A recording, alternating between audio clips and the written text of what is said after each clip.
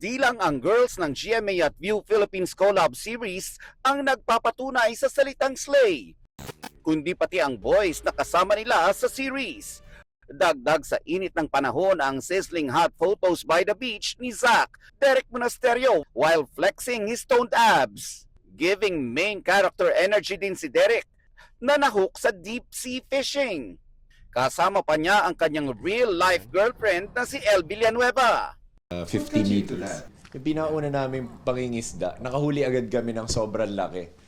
So nagulat kami. So parang wow, sarap pala ng feeling na parang feeling mo na may lumalaban at the end of the line. Astig man at dedicated sa pag-imbestiga sa pagkamatay ni Zach.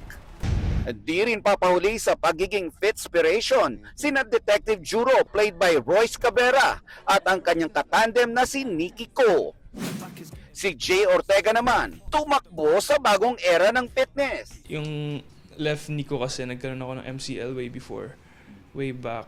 Tapos hindi na ako makapagbuhat ng maayos sa gym. So sabi ko kailangan ko ng bagong workout routine. So yun, I tried running.